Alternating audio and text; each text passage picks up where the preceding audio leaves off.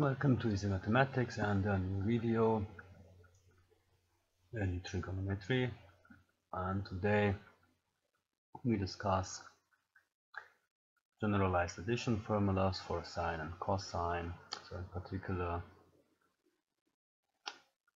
sine of a sum and cosine of a sum.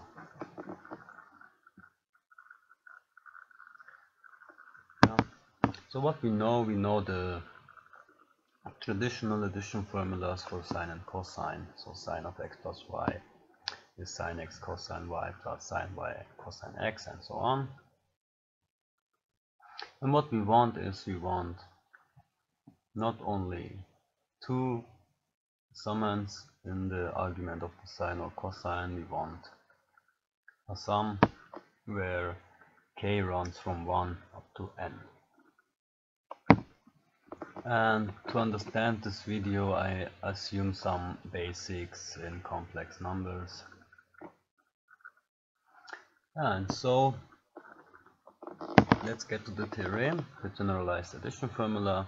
Let n be a natural number greater than 0 and xk real numbers for all k from 1 up to n. Then we have these two addition formulas. The sum, they run over all subsets from 1 to n, and the sum in the sine is when the subset has an odd cardinality, and in the cosine the cardinality of the subset is even. Then we have alternating signs. Then we have a product. We choose sine if k is in the subset, and we choose cosine if k is not in the subset. Alright, so let's get to the proof. If you see some statements like that, then the first thing someone could thought of is maybe mathematical induction, but we use complex numbers. It's more elegant, and you will see why. So we consider n complex numbers, ck of the form ak plus ibk, where ak and bk are real numbers, and k runs from 1 up to n, and we determine the product z.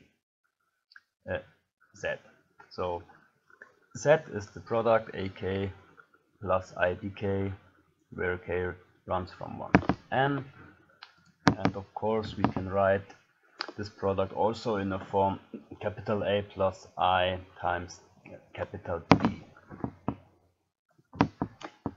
And because of the powers of I,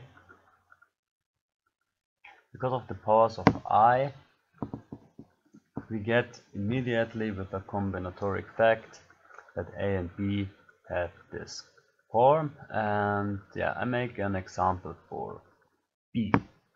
So we get B as the imaginary part of Z.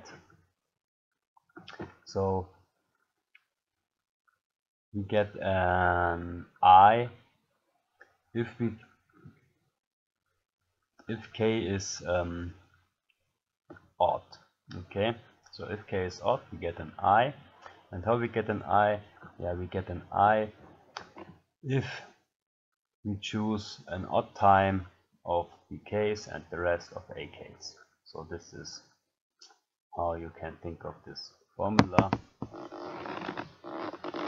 Okay, and I leave the rest of the details up to you, like the alternating signs. This is for you. And now we are more or less done. If we set ak cosine of xk and bk sine of xk, and we use the complex multiplication in the polar form, we get immediately the result. And why? If you plug in here cosine and sine, then multiplication becomes addition in the arguments, and this is exactly the statement what we wanted to prove. Finally, before we come to the end of the video, I have a challenge for you. define cos of x as cosine of x plus sine of x. So this a you can read like and, so cosine and sine. And what you should find is, or what my task is, find the generalized addition formula for the cos in terms of cos of x1, cos of x2, and so on. Have fun, enjoy, and I welcome bye-bye. constructive criticism. If you have any suggestions or video requests ready, feel free to write me an email, suggestion@easymathematics.de. And if you still feel like doing math, further suggestions are now displayed. So have a great time, see you next time.